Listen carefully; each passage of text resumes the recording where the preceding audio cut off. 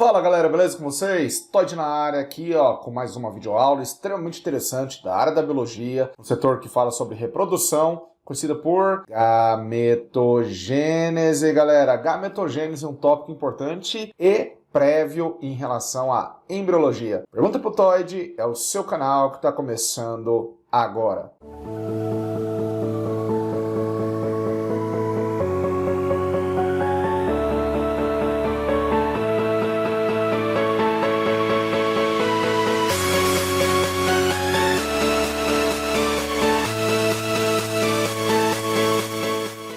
É isso aí, galera. Vamos fazer uma breve introdução do que seria a gametogênese. A palavra gametogênese significa processo de formação de gametas, a origem dos gametas. Entenda que o sufixo gênese significa origem, enquanto que gametos são os gametas, células sexuais e haploides. Portanto, a palavra gametogênese significa a origem dos gametas. Podendo ser subdividida em duas categorias: a espermatogênese, processo que ocorre no gênero masculino, no macho, no homem, e a ovulogênese, também conhecida por oogênese ou ainda ovocitogênese. Processo esse realizado no ser feminino, na mulher. Tudo bem? Então veja bem, o que seria a espermatogênese em poucas palavras? Espermatogênese, ele inicia-se na puberdade do menino, mediada por diversos hormônios, como o FSH, ICSH e a própria testosterona. O FSH e o ICSH são liberados pela hipófise, porção anterior da hipófise, enquanto que a testosterona é secretada pelo próprio testículo. A testosterona desenvolve o testículo e o FSH, de fato, estimula a espermatogênese. Esses espermatozoides são produzidos e depois armazenados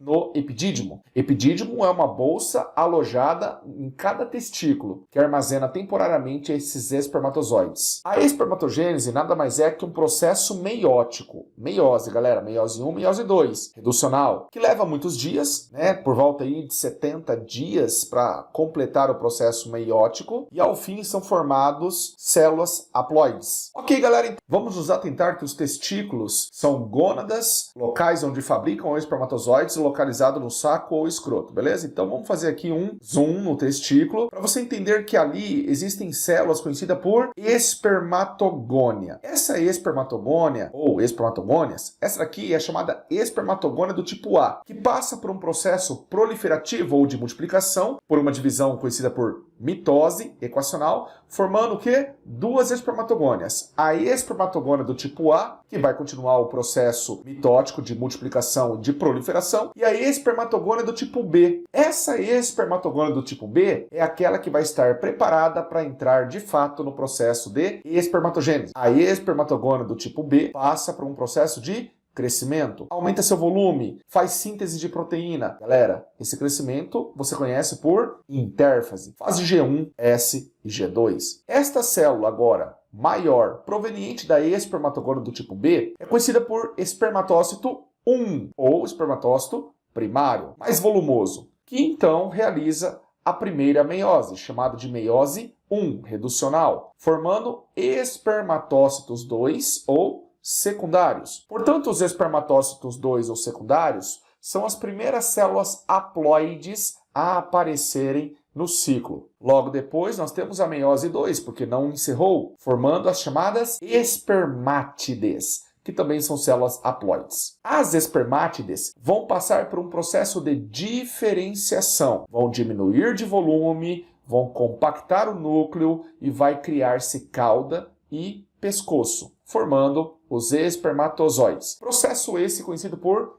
espermiogênese. Atenção, galera, não confunda espermatogênese com espermiogênese. Espermiogênese é a última etapa, é a formação dos espermatozoides. E fazendo um zoom em um espermatozoide, nós vamos entender que ele é uma célula microscópica formada por cabeça, peça intermediária e cauda. Na cabeça nós encontramos uma bolsa com enzimas que vai auxiliar na perfuração do ovócito, ou que você conhece por óvulo. Essa bolsa é conhecida por acrosoma e foi formada a partir do complexo de Golgi. Existe o pronúcleo masculino, que apresenta ou o cromossomo X ou o cromossomo Y como cromossomo sexual. Na peça intermediária concentram-se os centríolos e as mitocôndrias, fornecedoras de energia ATP, para que então o flagelo ou a cauda tenha o processo de propulsão. No flagelo ou cauda, nós temos microtúbulos, e esses microtúbulos possuem proteínas que conectam eles, conhecido por dineínas ou braço de dineínas. A espermatogênese, de fato, ela acontece nos interiores de túbulos seminíferos. Nos túbulos seminíferos, nós temos, então, células que acompanham esse processo, dando o suporte necessário. Qual é o nome dessa célula? Sertoli ou Sertoli. E você já aprendeu que os espermatócitos vão evoluindo a fim de formar o quê? Os espermatozoides, ok? Agora vamos falar da ovulogênese, processo que ocorre na mulher. Galera, a ovulogênese, ela inicia muito precoce, não é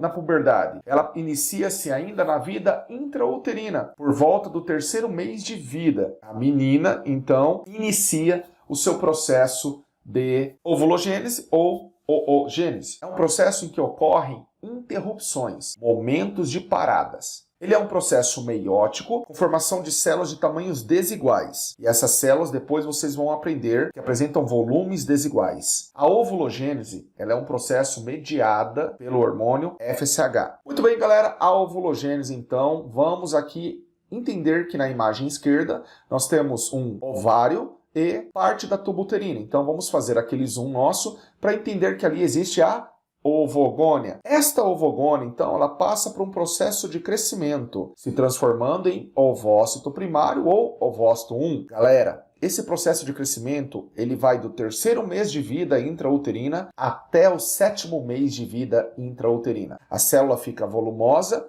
e quando ela iria iniciar o processo de meiose, ela interrompe o processo. Então, todo bebê do sexo feminino nasce com o seu ovário abarrotados de ovócitos primários ou ovócitos 1, estacionado em prófase 1, da meiose 1, ok? Ao atingir a puberdade, o hormônio FSH dá prosseguimento ao processo, tirando aquilo que estava estacionado em ovócito 1 e transformando em duas células de volumes desiguais, o ovócito secundário e o glóbulo polar. Quando iria iniciar a meiose 2, então, na puberdade, todo mês, no período ovulatório da mulher, ocorre novamente uma interrupção, ocorre novamente uma parada. Então, interrompe agora a meiose 2 em metáfase 2. Lá, quando interrompeu pela primeira vez no 7º mês de vida intrauterina da menina, foi na prófase 1. Já agora vai interromper na metáfase 2. E só vai continuar o processo se somente se houver o encontro do espermatozoide da membrana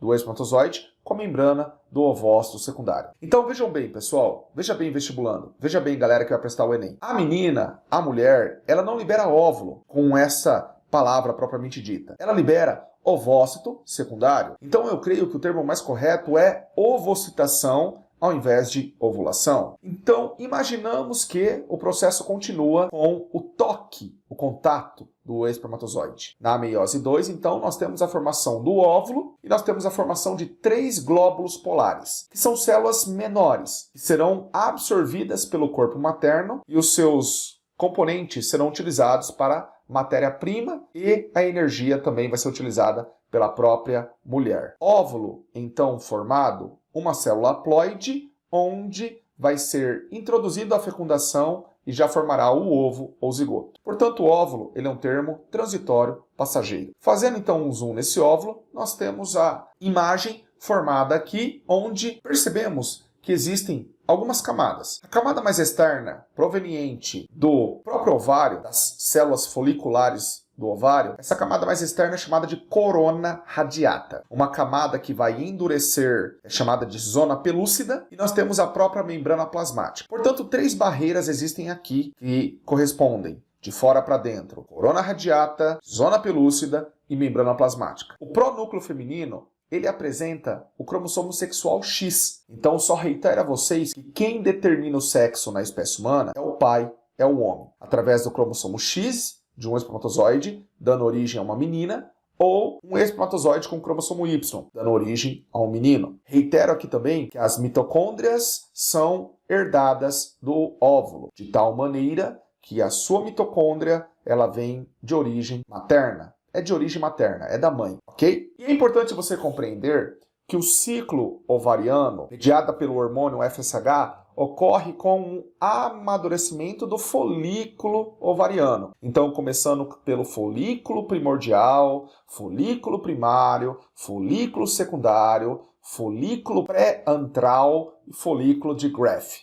Ao chegar no folículo de Graafi, percebe-se que ele está na iminência de explodir. Exatamente. Ocorre uma explosão porque existe uma pressão interna do folículo de Graafi provocada por líquidos. Ao explodir e liberar o ovócito secundário, que você vê na imagem aqui, sobram células foliculares no ovário, formando um corpo chamado de corpo amarelo, que passa a produzir um hormônio. Este hormônio chamado progesterona, que vai preparar e elaborar o útero para a chegada de um bebê, que logo depois acaba sendo degenerado, formando um corpo cicatrizante conhecido por corpo albicans. Ok? Galera, eu espero que você tenha gostado dessa videoaula. Eu gosto demais desse assunto. Se ficou uma dúvida, deixe aqui os seus comentários, inscreva-se nesse canal, deixe o seu like, para mim é muito importante. E olha, quando essa videoaula bater 100 likes, eu vou soltar uma lista de exercícios que vai ser importante para você.